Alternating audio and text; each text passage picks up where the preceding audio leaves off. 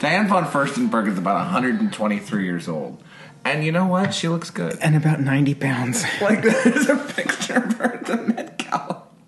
And she looks so old. Sickly. That's going to be Lisa Rinna in about 5 years. This is like Lisa Rinna in the 2100s. I feel bad because I know that Diane von Furstenberg is an icon or whatever. You know. But she's old. I don't feel sad saying that. It's just the truth. She's old. She did her time in the fashion industry. She made her mark, and we are thankful. And now she can go away now. Have you ever worn a wrap dress? Yes, several times. Have you ever had a kimono? Yes, I have several. Yes, I know. I have a collection of... Well, okay. I just said faggot. Let me explain my kimono collection. No, that is not necessary. So, there used to be this store, and maybe some of our listeners have been there before. Drink the poison. God. It's horrible. What do you mean? I'm kidding, it's fine. It's not just fine, it's good, because I've figured out the secret. The bitters add... You put 2 tablespoons of bitters in there? It did not put that much. The bitters really add something. So, it does. It does add some flavor. So, story time. There was this place on Melrose in the area where all the stores are. So, you have like a lot of these rock and roll stores, a lot of good thrifting. Like, it's kind of the core LA sort of thrifting district and like alternative shopping. And is that what Amber referred to on the movie Clueless, going, "We're going to Melrose"? No. Is that an actual place? Yeah, well, no, this is Melrose Avenue, or Melrose Boulevard. Okay. Melrose Place is an offshoot of that street by La Cienega, where a lot of it's kind of like a mini Bougie. rodeo drive. Okay. Yeah, because they have like Bottega Veneta there and the Row and that kind of stuff. But there's this place called Flamingo, and it was on the corner, and it was kind of a divey looking thrift shop. But you'd go in, and they had 3 enormous racks full of every size, cut, color. 3 enormous racks, like that bitch from Total Recall. Of every size, cut, color jeans that you can imagine. Then there were 3 more racks. Every leather jacket, suede jacket, fringe, like biker jacket, denim jacket. It's another section. Then another section. Anything and everything silk. So kimonos, robes, caftans, capes, cagoules, like anything that you can imagine. And so out of all of that, you chose to buy kimonos? Well, most of the other things, like the jeans and the jackets, were very small. But this fat ass couldn't fit in them. Yes. But this place sold clothes by the pound. So you'd go in. So the jeans were more expensive. Yes. Can you like either I could have bought 1 pair of Levi's Carpenter jeans, or I could buy 5 kimonos. But that's really weird, because denim is much cheaper, even though heavier, but much cheaper than silk. Right. That doesn't make any sense. Well, they would go to... They weren't making money. They would go to yards... Well, they closed. So they obviously weren't doing... Any place selling clothes by the pound, I don't think is long for this world. But they had a really cool selection of shit. And so, you could go in there and be like, okay, I have, a costume party I'm going to tonight, or Halloween or something like that. And for $7, you could get, a really cool outfit. And it wasn't the stuff wasn't dirty or damaged. It was stuff in good shape. So they did thrifting, and they went to garage sales and, pulled stuff off dead bodies. But they got stuff that was really good quality, and they even sold on the wall they had the really intricate kimonos and cool concert tees and leather jackets and stuff like that. They're actually worth a lot of money. So I think that's where they made their money, is they had some jackets for $300 on the wall. So anyway, that's where I bought 1 kimono. And then I bought 2 more, and then I needed one in another color because I went No back one and I bought needs one. a kimono for any reason unless you are culturally appropriating for Halloween for some reason. I pushed a look, and I think this was in 2018. Oh, you pushed it, all right. I pushed it. This was before anybody else did, and now you've seen it everywhere because everyone was doing 70s maximalism. And so I said, I went straight for the 80s. And I said, look, what's something that is gender neutral, because that was another trend, that I could wear, potentially with shorts, and it's a complete look. And it's kimonos, and then Supreme made kimonos, and then five other designers. It showed up in 5 other designers' collections. But I did it first. What is 80s about kimonos? 80s does not scream kimonos to me. Because Japan was a growing world power, and so a lot of people implemented Japanese-style influences in their clothes, and a lot of women and men wore these long, flowy robes in the 80s. You've seen Golden Girls. You've seen what it's like when they go, go have cheesecake in the kitchen. These long, silken style things. To me, that's the 60s. I don't know. Well, it might have been a 60s redo, but... Oh, well. So that's the story of how I ended up with so many kimonos. And no one cares. They're great. No, they're one of the... I keep them all in a nice garment bag to keep them all protected. And they're, one of the best investments I've ever made. Investments. Well, real quick anecdote on my part. I left some DNA at Costco today. Again? That's all you get. No follow-up questions, please. This man beat off at a Costco chicken. Oh my god. No. So I ate a sample? sample that was a little bit too hot, and I didn't realize it was too hot, and so it burned the inside of my mouth. I laughed so hard because I saw them. I saw the now this is okay. Back in really quick, it's actually interesting. During the global panini, samples were not allowed at Costco, which eliminated at least one meal a day per week from the average senior's diet. Like, that really damaged this country because there's old people who look forward to going to Costco and getting a sample. Okay. They brought them back. Mm-hmm. But now, something I've noticed that was not there before the past couple years is that there's long-ass lines to get samples because people go there, they get some for their kids. Large people go and get multiple ones and just make a meal out of it. It's become like this... It's become like a carnival attraction to the point where you can't get down some aisles because a woman in a hijab with 5 children will sit there in front of the sample for pork buns. And it's very confusing to me and to her and to everybody. But we walked to the frozen section, and I have to be fair. I dragged everyone through Costco right after the gym, so everyone's probably pretty fucking starving, because I know I was. I was, yes. And so I saw the sample lady with the hairnet and a pair of scissors cutting up a burrito she just got out of the microwave. And something registered in my head thinking, ooh, that's going to be hot. Because, being in liquid cheese and everything like that. And then, within a split second, I looked to the right to look for Dino Nuggets. I looked to the left, and you were eating it. And I was like, it was too late. I couldn't have stopped you. And you burned your mouth on it, and I started laughing. Because, in my defense, I thought if it were that hot, number one, she was handling it. Yes. Number two, I would be able to feel it. And so I picked up the burrito, the tortilla with my hand, and it was not even like room temperature. It was room temperature. It's not even warm. It was room temperature. And so I thought, oh, okay, so it's not as hot as I thought it was. I popped it in my mouth because it was very small, bite size, and for something being room temperature on the outside, but that is the temperature of the sun on the inside, I was very confused. And so I was in pain for a few seconds. And as I swallowed it, no jokes, I started to feel a blister growing inside on the roof of my mouth. You literally scalded the roof of your mouth. Literally, yeah. And so I popped it with my tongue, the little blister, and we kept walking. And all of a sudden I feel like a flap of skin in my mouth, and so I reach in and pull it out. This is disgusting. And it's just this huge chunk of white skin, and I just tossed it on the floor of Costco, and we kept walking. You literally induced a biohazard in this Costco that we went to. Well, at least it wasn't by the food; it was by the plants. So you're saying it's compost? What's wrong with you? Sure, why not? Sick. I didn't throw it in a plant. You didn't tell me until we left because I would have yelled at you there. Probably.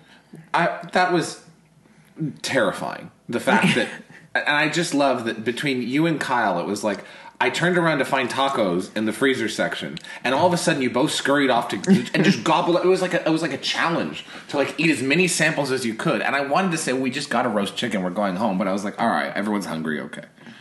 Then, it was one bite of food. What's wrong with you? I know, but it was just and funny. Plus, you're so cheap. You should be gobbling up all the free samples like the old people. You could feed that 6 Muslim child, on just one Costco sample a day. But I was like, okay, fine, whatever. I was going to have something, but nothing looked good. And I was like, all right, let's keep it moving. So then we go to the checkout. And spoiler alert, it wasn't that good. Like, I burned the burrito. Burrito? I burned the roof of my mouth for no fucking reason. On a subpar burrito. The Dino Nugget, though, was very good. The Dino Nugget, yeah. Because they're made with real chicken breasts. It says right on the package. So after Costco, which is something... I pulled it on you guys twice now. We get in the line, and there's someone in front of us who's buying... I don't know what, that woman's cart was so full. Like, she had to be buying at least $700 worth of stuff. Because it wasn't just a full cart where it just had a few big things. Like, it had a lot of little stuff just stacked to the top there. And she looked very proud of herself, and as she should be. And so But that was a smart woman, because she clearly had kids, but she did not have them with her. Yes, because... She was by herself. No husband, no child. She was in there. She got her shit, and she left all her children behind. But... Did you see the one? That is an Orange County housewife. There is. Ever seen one? But did you see the one woman pushing around the cart with her daughter, and she was like using the cart as like a battering ram to like excavate her way through the aisles because she had the kid there, and she's disciplining the kid, being like, "Now don't do that." I heard her say to the child, "Don't do that because if you get out of the cart, I'm going to roll over your ankle, and then you're going to have an injury, and then you can't play soccer." And I'm like, "Oh my god! Like this is the guilt trip times 10." But this woman was like unhinged. So anyway, we get in line, and so I pulled a fast one on both of you, and I was like, I'm going to go to Lowe's and get a few discount plants and some pots. Anyway, bye. So I leave. I go to Lowe's. The discount plant... So since our last episode, I don't think we talked about this very much, if at all. No one cares, but I don't give a fuck. Going. They want to know about our lives. I don't give a fuck about, legal things. Advisory opinions, by the way, would love to discuss your Costco food sample. Do you have a case? Do you not? I don't know. Sarah you Isker ate would the represent burrito. Me. You knew what you were getting into. I say let them burn. Sarah Isker would represent me. Flores? Yes. No, just your luck. David French would represent you. You know Costco $300,000. Anyway, yes, he went to Tom Lowe's. Girardi is a better attorney than David French. Anyway. Well, yeah, because he got away with it for a long time. Tom Girardi is a more honorable attorney than David French. Oh, wow. Well, they got their payments eventually in bankruptcy court. So I leave, I go to Lowe's, and they have a damaged plant section. So both outside and inside. What'd you call me? Well, they, instead of just throwing away their plants, like, okay, we'll put these on clearance. Old Asian women, cheap, middle-aged women, and Wyatt will buy these plants. And they're right. So we have 1, 2, 3, 4, 5, 6 new plants inside. And I bought 5 bromeliads outside. No, I'm sorry. I bought 1, 2, 3, 4, 5, 6, 7, 8 bromeliads outside. Jasmine and... a whole sheet of... And a flat of rosemary. Climbing rosemary with succulents. And I intend to fill in the individual pots. In fact, I was going to do that today, and I didn't. And I need to do that. Thank you for reminding me. All half price, by the way. So this is really, So instead of spending an assload of money, you spend half an assload of money. Exactly. I spend I spend a half cheek load of money. And it's good because anything over $15 is 50% off. So you can get the gallon lavenders or the big begonias or hibiscus or these, what would otherwise be relatively expensive flowers for a pretty cheap price, you know? Non-sponsored. Well, they're a little bit dry. Okay, they probably need some water. What'd you call me? Look, exactly. After your Costco burrito, disaster. That might be the title of this episode, the Costco burrito disaster. But, okay. So I walk in, so the lesbian working over in the indoor, there's an indoor plant rack and an outdoor plant rack. And I always hit the indoor one first because that's where the old women just sort of swarm around. They don't know there's one outside. They don't want to go out there. It's too hot. It's, 72. So They usually swarm around the indoor plant rack. So I go there and I see a couple on the floor there next to the rack, and there's a woman, and the lesbian. She very clearly, but very pretty, but like clearly a 30-year-old just lesbian, and that's fine. Okay, She's doing her community service at her local church. lesbian at a church. Lowe's is her church. What do you Because she couldn't get hired at Home Depot. At Home Depot, she would have moved in with somebody by now. So she's there stocking the. She's going through the indoor plants there and pulling ones and putting them to the side to be marked down. And so I see a couple on the floor, but the price, the Lowe's plants are marked down because someone takes a permanent marker and draws through the barcode to indicate it's 50% off, up to 50% off. So I see a few of there, including some in pots. That'd be like $8 with the mark down, and I'm like, "Hey, are these? I didn't see the mark. Like, are these much?" She said, "Are they on the rack? If they're not on the rack, they're not marked down yet." I was like, "Okay." So if I would have told you, if I would have waited 10 minutes, they would have been half price. But I was not willing to wait, so I was like, "Okay, fuck you," and I walked outside. because you knew we were waiting on your ass. And I knew you guys were waiting on me, so I was running like, and we were starving. I was like that Nicki Minaj song. Who the fuck am I? Who the hell is this? Oh my like me God. running back and forth between the inside and the outside trying to find pots for the plants I already have.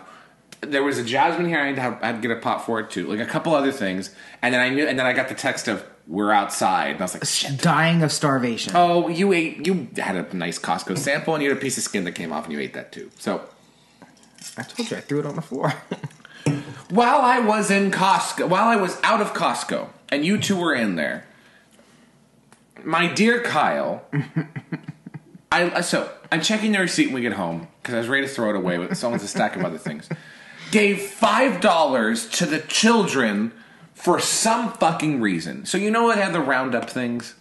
Yeah. Okay, so you were there and you didn't say anything, and neither of you would have said anything, and I saw it when I saw the receipt. $5 for children. What? Children doing what?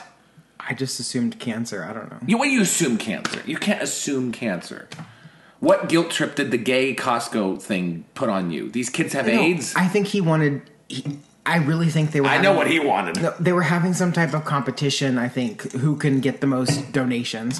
Whose viral load is the lowest? He was really pushing people to donate, and the woman in front of us, the housewife with the $700 million Costco bill, she donated, and he rang the little bell, and so we got up there. That woman has an $150,000 vehicle in the Costco parking lot. I do not. I don't know how much she donated. She could have donated $1,000. I don't know. And so you donated $5 so you could ring the bell. Because that's what you told me three times after we came home. I didn't do anything. You said the bell rang and it was fun. Yeah, the little faggot rang the bell and it was fun. And then an angel got its wings. What do you want from me? An angel got its wings and a child lived. There we go. If that's the Mason-Dixon line between a child living. This whole time, you had just been giving $5 at Costco. Yeah. I saw they had a little balloon thing there. Right. And if they would have spent $1,000 less on their stupid balloon thing, then they could have saved 200 children. But no. You guys fell for it. You were marks. That went to Mr. Costco, and he bought $5 more cocaine on his yacht in the Antibes. I want to make it very clear that I did not have anything to do with it. But you delighted in the bell ringing. Yes, I did. And I don't know if I would have done it just because I'm kind of cheap like you. Not as much. You would have said you would have demanded $5 back for hearing the pitch. Probably. About a kid needing a new liver or something. You take that child's Jello and give me the proceeds. Yeah. So, yeah, you were angry about $5 and $5 for kids. Christ. Anyway, all the money I've given to Children's Hospital of LA. Anyway, so on to the real topics of the evening. Those are the real topics. People tune in to hear about how our fucking day was. I don't care about everything else. They click off at this point. Well, so you have, apparently very strong feelings about Dutch Brothers. I don't know. I have strong feelings about everything. I've never had, and I've never tried Dutch Brothers, but I got a notification on my Twitter, and I don't know why they sent me a notification. That's weird. The OC Register, which I do not follow, says That's even weirder. I know. It says, oh, by the way, the Dutch Brothers drive-through was cleared to open a location in Orange County. So, yay. Do not confuse everyone's them excited. with Dutch oven. But, okay. So Dutch Brothers is this thing where it's a coffee thing. Like, it's a little coffee box. It's a coffee hut? It's a box. It's smaller than a hut. Because I remember when I went through, like the woman turned around and bumped into something because it was that small. Well, the picture looked bigger than a hut. Okay, well, maybe it's a hut deluxe. So there's a hut deluxe where they serve Dutch Brothers look coffee. The size of this house, actually. Well, and we live in a box. And so there's a drive-through, and sometimes there's two drive-throughs, which I've seen before, where it's like drive-through on one side, drive-through on the other side, like, face off. But I knew people in Fresno who swore by Dutch Brothers. Like, they're like, I go there every morning, and then I go there after work, too. Which I think is unhealthy, but okay. I've gone to Starbucks twice in one day, maybe a handful of times in my life, and it was because I was with somebody else. Like, I went there once in the morning by myself, and I went back with some friend after, lunch. But okay. So but people go there twice a day, every single day. Spend $20 almost a day at Dutch Brothers. And so people are, like, obsessed with it. I thought the coffee was okay. I wouldn't go out of my way for it. If it was all that was there, I'm like, I know it's pretty consistent. But people get their caramel frappe latte, frou-frou, 3 shots of this, 2 shots of this, I'm flatlining, bring me back drink. You just want psychotic black coffee. So I drink black coffee like a good American of Middle Eastern descent. I don't know what the fuck you people drink. Only psychos drink black coffee, period. End of story. Like, I don't know what you want from me. Just a little. I don't even have to have sugar anymore. I can forgo the sugar. I can forgo the. You just poured simple syrup in a coffee. Yeah, and an iced coffee for the afternoon. But in the mornings, I do not put sugar in my coffee. Anymore. I prefer. Because we didn't have any. We always have sugar. But before we had any, you stopped. No, we don't have any artificial sweetener. So. Sweet and low? Or Splenda, or stevia. I think you'd be okay with stevia in the house, but anyway. No, they say that stevia gives you children's cancer. Well, we paid $5 to fix that, so I don't know what you want. It's not going to me. But I started not putting any sweetener in the mornings, but I do prefer a little bit of milk. If I don't have a little bit of milk to cut some of that acidity and bitterness, it's just kind of hard to palate. And so I don't understand how you people drink copious... You people? Copious... Yeah, you psychotic people in this country drinking copious amounts of black coffee, whether it's iced or hot, is just baffling to me. I don't get it. It's disgusting. It's un-American. It's unholy. And I won't have it. So there we go.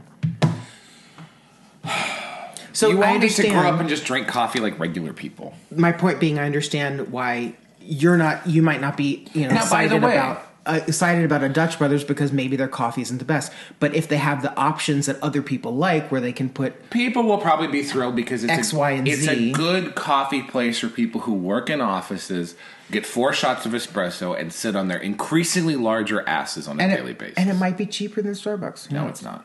Okay, well. The people I've seen with the Dutch Brothers, like, on Instagram and stuff... it's gotten a cult following. I'll give them that. But like a 44-ounce coffee, and I'm like, who the fuck needs that? Or no, it's like a big gulp, right, full of coffee, right? Probably the same price as like a venti at Starbucks. Which, so by the way, getting twice as much. One thing I've learned, having very recently spent a lot of time in the Northwest, every 5 feet there's a coffee stand. They're all drive-through. Most of them are locally owned, and they're all very good. It's some of the best coffee and strongest coffee you can ever get. And they also make the frou-frou drinks. Right. But they also make just regular, very good coffee. Like if you get like they don't do cold brew. Cold brew is kind of a new thing. They'll just give you 6 shots of espresso over ice. Like they're when it's as gray and cloudy and rainy as it is up there, they don't, there's no misunderstandings. They just throw you in the fucking deep end. But I, had a lovely Cuban spiced coffee with a little bit of cinnamon in the milk yesterday. I didn't order it; they just brought it at this wonderful Cuban restaurant, and it was after the meal. It was a perfect after meal coffee. Is it something I would have ordered for myself? Not necessarily, but it was good. I liked it. Could I drink one of those every day? No, it'd fucking kill me. What do you have against cream? Anyway, the people of Wisconsin hate us. Hate you. Why? They should love me. I love cream. I love Why? cheese. Why? I love Marshall. What are you talking about? But there's two people in Wisconsin I love. There's two other people, There's one. Hold on a second. There's two people in Wisconsin I love. I'm sorry. Marshall and Aaron. There's another person in Wisconsin I'm indifferent about, but, is weird. And there's one person in Wisconsin that you'd like to drop a house on. Well, one might have already fallen on him. So that's my approach towards Wisconsin. But I ignore the negative. I look at the positive. I would even visit Wisconsin someday because I heard there's very pretty lakes. I'll never go back. There's fun people. I'll never go back. Well, I know because you Well, no, my ex lived there. Lived. I don't know. He might be dead. God willing. And please don't let them use this as evidence in the future. He doesn't turn up dead. I really just didn't. I didn't like it. I mean, because I was there for Thanksgiving one time, and it was cold. It was more than cold. It was like it was horrible. Anyway, the one real topic we need to talk about. For being such a small state, the fact that I know 4 people from there is very strange. Wisconsin is not a small state. Yes, it is. Okay. Small in population, maybe, but I don't know in 4 land people. area. I don't know 4 people in the Dakotas. I don't know 4 people in Nebraska. I don't know 4 Oklahomans. I don't know 4 people in Kansas. But I know 4 people in Wisconsin. Well, I mean, that's your cross to bear. I don't know what you want from me. You also know 4. You know more than 4 people in Wisconsin. Yeah, I know. No, but the one real topic I would like to talk about is Noam Chomsky. Oh, so I heard Noam Chomsky. I don't get to preface this. No, Noam Chomsky, from what I know, is this very smart public intellectual / professor. I think he's Dr. Chomsky.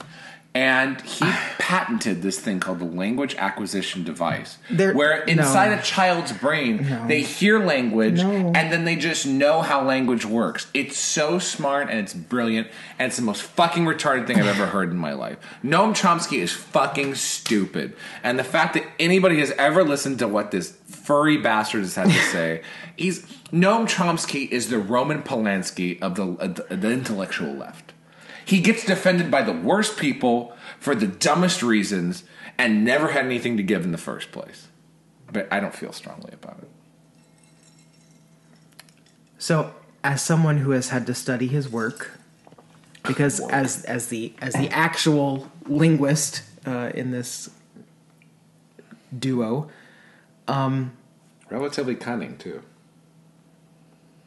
Noam Chomsky is considered to be the I guess he's old enough, grandfather of modern linguistics.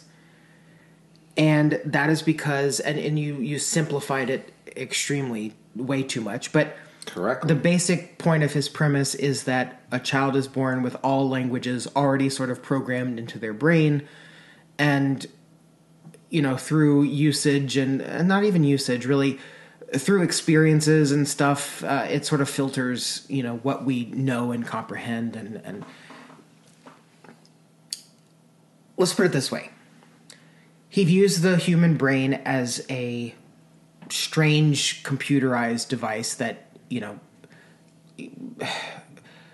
changes over time. I don't know, evolves over time. The point is, yes, it's utter horseshit. That's something that you would come up with after one blunt. He divorces semantics. He divorces meaning from form and function, and you can't do that, right? You language comes as a package. Meaning is inherently part of language. You can't just say, fuck meaning, and we're just going to talk about form, function, and constructions. You just can't do that. So it's all bullshit, clearly.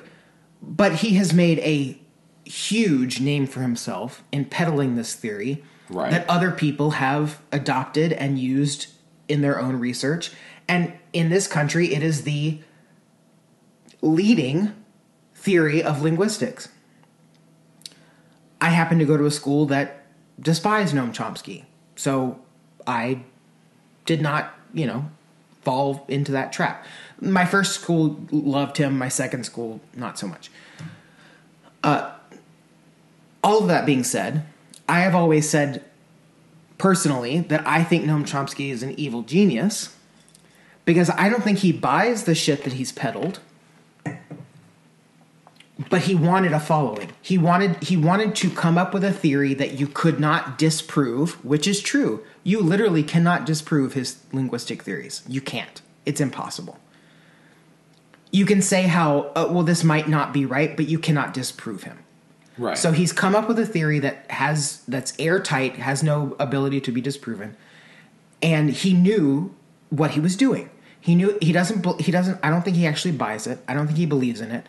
He just knew that he could get a bunch of people to jump on board a ship with him. And right. he did. But he made a lot of money. He made a lot of fame. He made a lot of notoriety off of bullshit. And he knows it. So he's an evil genius who profited off of the stupidity of academics. This is what I don't understand. Because he and Naomi Wolf were held in the same regard by the same people for the same longest time in professions that they were not necessarily specialists in. Like, they had a cross-profession sort of understanding. But because Naomi Wolf was like, hey, I don't understand why everybody has to, take a shot at the same time, Naomi Wolf gets thrown to the fucking dogs. Everyone's pulled her books off the shelf. And Noam Chomsky, for not saying anything about that, was lauded appropriately. Like, that's the thing I don't understand. It's almost like it's the smart people's idea of what they think that smart people are. And I think that that's where Noam Chomsky got his thing. But the idea that in a 0% biological way, you're saying, oh, there's something built into the human brain that allows them to understand language before they even speak. Okay, great. Let's just all go home. We learned nothing. Thanks. But the interesting thing... Thanks. Apparently the Wernicke's area just does its job. Great. We learned everything we need to know about biology. The interesting thing here, though, is while being a linguistic powerhouse, he was also a political... He's not dead yet, unfortunately. He is... Looks like shit, though. He looks like Diane von Furstenberg. Because he's really fucking old. I'm waiting for his death so I can celebrate. So is Jimmy Carter. He's still around. Anyway, no. Jimmy Carter's still alive.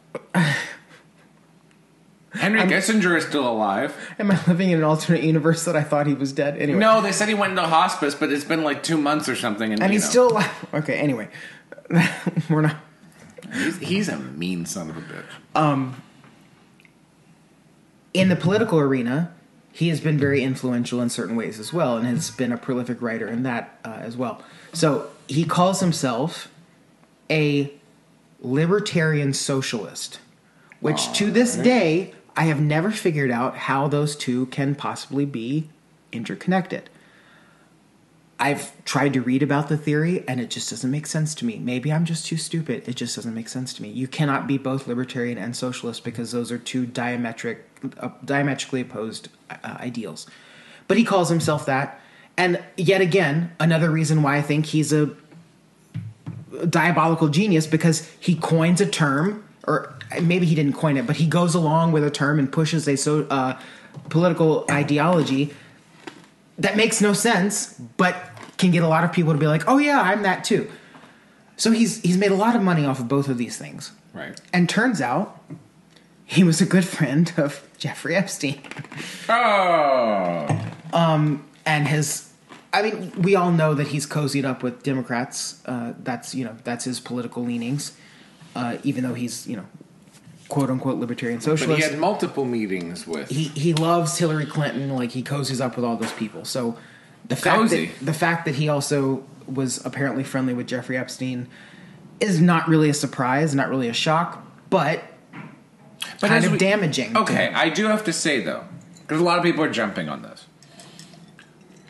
As we've learned,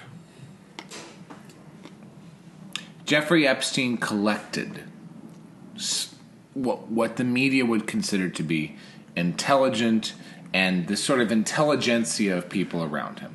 There were Yeah. several people at MIT. Which is where he probably met him. Where he met Chomsky.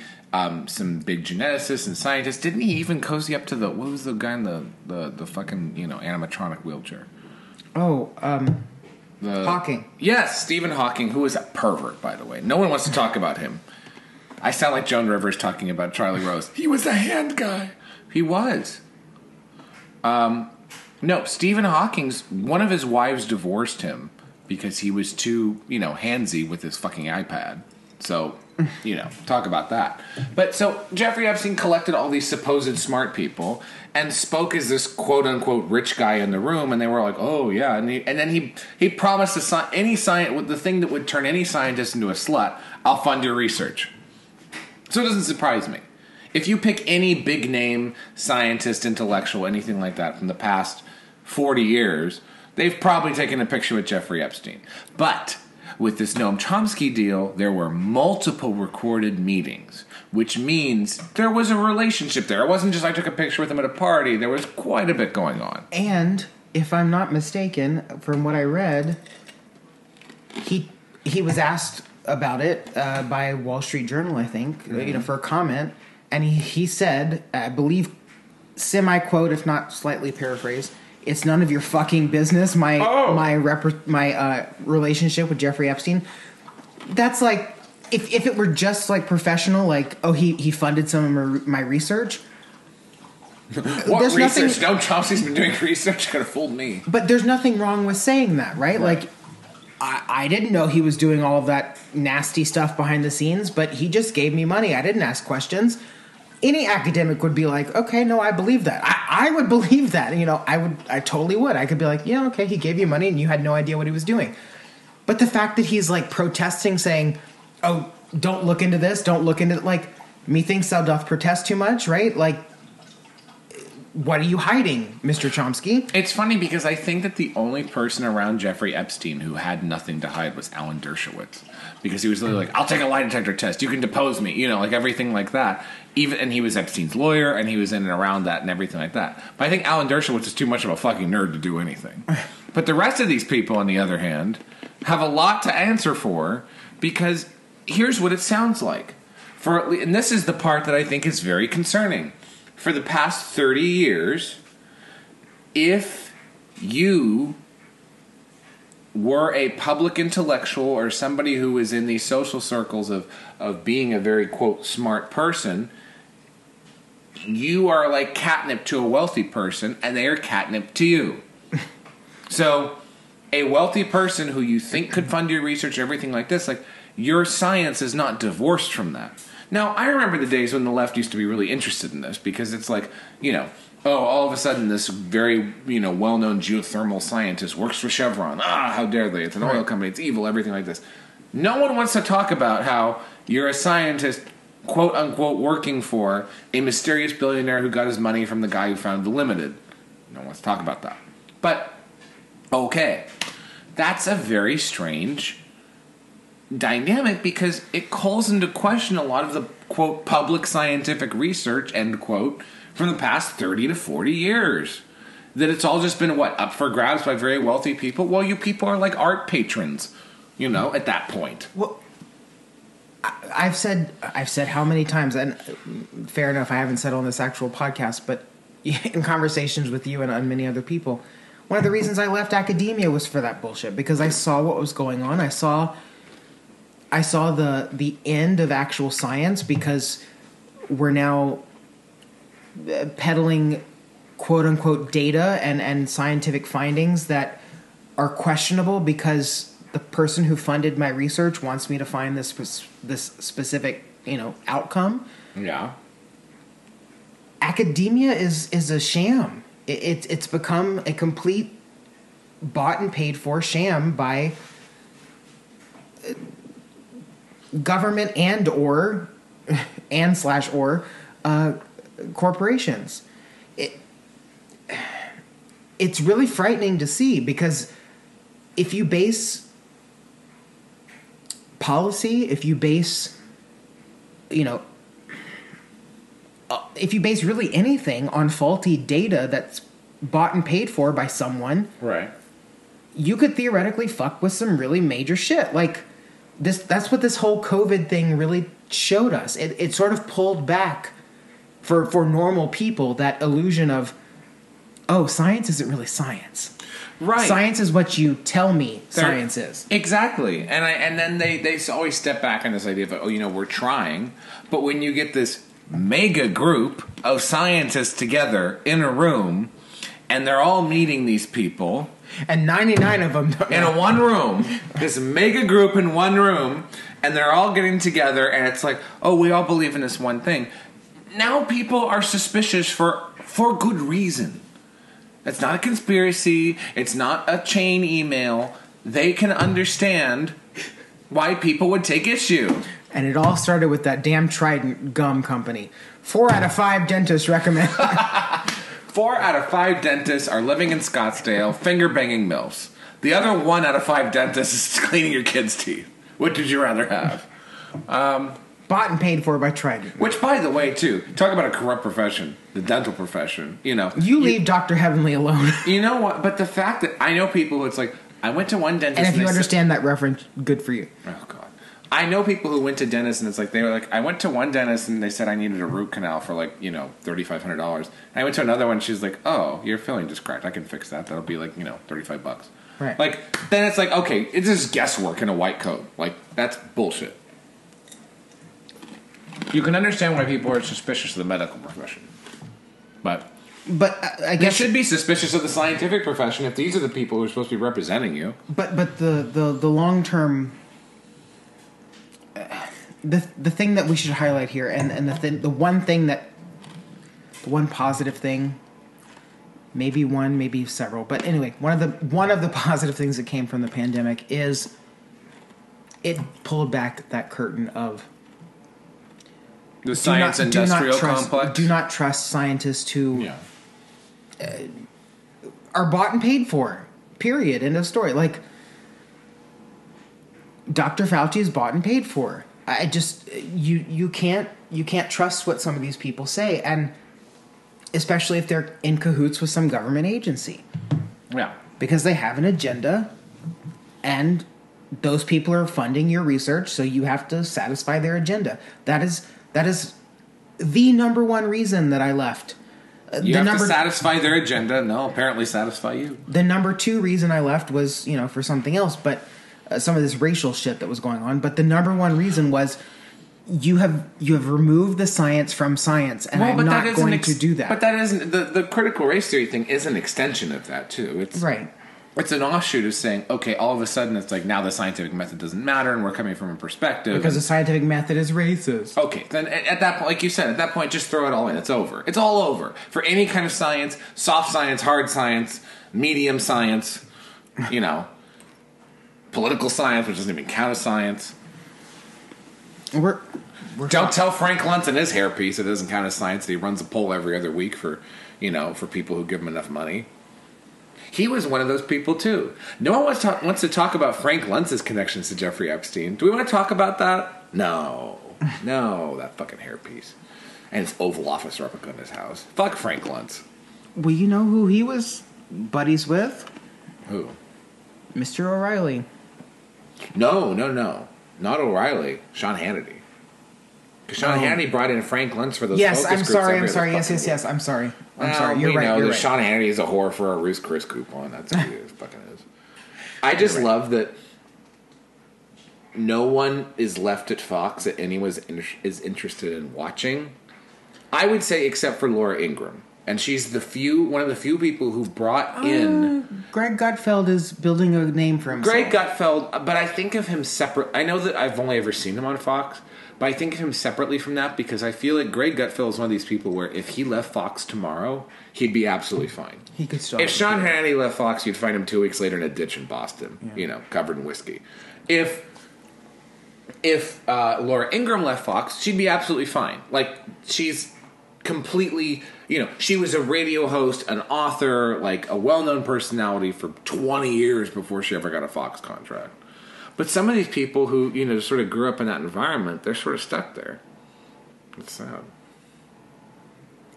One last thing before we close out. Yeah. Met Gala? No. So we're not that gay. I'm not that gay. Who am I kidding? Anyway, no. Because you and I talked about this, privately. The Tucker thing. What's Tucker's next move? What's his gig? What's his bag? There has been speculation. Well, first of all, it has been insinuated, and I have a problem with this. It's been insinuated that he can't work anywhere else, at least up until 2024, because his contract with Fox lasted through 2024. But if you get fired, you're not still exactly. under contract. You shouldn't still be under your contract. But some news outlet has said this could have dire consequences on upcoming elections because he might be silenced from saying much because he might be silenced from taking another job with some other media company and actually saying and reporting things because of his contract with Fox.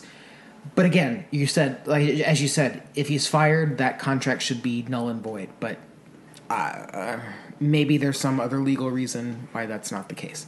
Right. Secondly, there has been some speculation on him taking a political move. Moving into politics, I mean. Why? So someone speculated that he might run for senator in Maine, but you, at least to me, kind of quashed that because what was his name? Well, Jonah Goldberg, who's... I wasn't going to name him. Well, he's I'm so sad that Jonah Goldberg's mom passed because she didn't impart any of her intellect onto him. Lucianne. But no. His mother was... He's as dumb as he is ugly. Yeah, she was a real conservative, and he's a disappointment. Oh. But she was one of the first bloggers. It was Lucianne.com. Yeah. This is like... before... but that's like during... No, but she was involved in like the Monica Lewinsky days. Like, but she's way back there. Even though you are younger than I am... Yeah. In years... You've been following this stuff because that was what you liked. That's what you got a degree in. Yeah. I only got into this in the, a few years ago. Right? 2020, really. Right. So politics was not my bag. Right. So for a long time. His mom was a well-known, very early on conservative blogger, very loved. Which, by the way, I want to talk about. There's a lot of nepotism in this industry because you have Jonah Goldberg, son of Lucianne Goldberg. You have Bill Kristol, son of William Kristol. You have, know that. Yeah, and there's a couple others like that where it's like, oh, why'd you get a book deal? Oh, well, my dad or my mom, Well, and people have accused Tucker Carlson of the same thing. But no one knows who his dad is. His dad wasn't a well-known conservative pundit. No, he was a newspaper writer, But no, right? he was a well-known journalist. Okay, but like a gumshoe-style journalist. He was well-known, though. Okay, for his time, he was well-known. But William Kristol and Lucianne Goldberg were a lot more. But my point is, he worked for PBS for quite a while, and that's where Tucker really got his start. Was at PBS, right? Where he had a very short but failed show, and they fired him because he was too conservative. But the point is, that was where he launched his career, and he wouldn't have been what he is today had he not had that first gig, which might have been gotten for him because of his father. I'm just saying. I think that nepotism is a real thing that works and doesn't work. Okay, but when we're talking about journalistic nepo babies, I think that it's one thing for my parent is known in this industry and now I want to do my own thing. It's another thing for my parent owns the publication and that's why I have a gig. And that was William Kristol. Or my parent is a huge donor and that's why I have the gig. Like, that's these people. But anyway, so Jonah Goldberg, what did he basically say? That Tucker's going to run for Senate in Maine because he said Angus King is retiring, yes, he who said, is not? He said Angus King is rumored to be retiring. Oh. And because Tucker has a house / primary residence? Or not a secondary residence. Right, it is secondary right now, but he can easily change his residency. Because he has a house and a studio. So some of the Tucker Carlson Today stuff that was on Fox Nation was filmed at a studio in Maine. Which I guess has all been deleted, by the way. I heard from a friend whose parents have a Fox Nation subscription that all of Tucker stuff has just vanished. Like, they just disappeared everything, which sucks, because apparently he had a lot of cool documentaries. But, right, so, but... Anus King is running again. He's an independent. But the theory was, if Mr. King decided not, to retire, not to run again, that Tucker could change his residency very easily because he has a residence, he has an established, home there, and he might run as a Republican for the Maine open Senate seat. But yeah, in the same way where if Dianne Feinstein goes to rehab and I shove a finger up Gavin Newsom's ass, I can get appointed to her seat. Big fucking thing that's going to happen. Like, come on. Okay, fine. Well, and you said that King is not actually retiring, but no. I don't know how recent 80. that news was. That was pretty recent. He'll be 80 in election, which means he'll be 86 at the end of that term. So, right. We're pushing Strom Thurmond years here for everybody. And then the other theory was... Jimmy Carter should run for Senate from Georgia. The other theory... In hospice. He'd still be more compos mentis than John Fetterman. The other theory was that Tucker could be a possible running mate for whoever wins the Republican nomination. I don't think he could run as a corollary to anybody. He's an original. Like, someone with an original personality cannot be vice president. I don't think he would accept... No. Because... What does that get him? Tucker's talk shit about Democrats and Republicans equally. Right. I mean, he tries to tell it like it is, I guess. But Tucker is what people thought that William F. Buckley was. He is smart. He is well spoken. He has friends on both sides of the aisle. He is this New England original, where he's this sort of like avid outdoorsman, but also could easily put on his bow tie and like talk to people in a garden party in the Upper East Side. He's avuncular, but he still has the ability to talk to the average person. He has great TV presence, everything like that. Unlike William F. Buckley, who's an old faggot. But that's another story for another day. I'm just saying. Well, theories abound. I think that Tucker would do well with an equivalent of a Sunday Talking Heads talk show. But on what platform? Well, I don't know. I think the platform has yet to sort of come to pass, but I think that that's where he would A, do well, B, enjoy himself the most, and C... I just hope he doesn't... I hope he doesn't try to like make his own network and like, because it would just... Ugh. One thing about Tucker is that he's smart. Well... I would love to see Tucker and Gavin McInnes do a show together. I think that'd be a lot of fun. And speaking of which, Vice Media is, I guess, apparently going down, too. So that's what they get for screwing over Gavin McInnes. Right in the shitter. Oh, and Paper Magazine is going down the tubes as well. After after the Lisa Renaissance cover. I don't understand what the deal with Paper is, though, because it was just like, oh, we let go of all of our editorial board. And I have to say, in the past few years... Look, you think I can get a job with them? I love Paper Magazine. I'm obsessed with their photos and what they do. But the problem was that the last few years, they kept saying time and time again, oh, this trans issue, this social justice issue, this evil thing that happened in Florida, all this stuff. And nobody gave a shit about any of that. We look at Paper Magazine because you have a star on your cover, it's break the internet, and you have good pictures and fun fashion. That's the only reason why we tune in. You're not... What is it, that teen magazine now, Teen Allure or Teen Vogue or one of those fucking publications who, now is pretending to be this, social justice thing, hiring the ugly girls to write articles. Big fucking deal. We've covered the gamut today. The Queen's Gamut?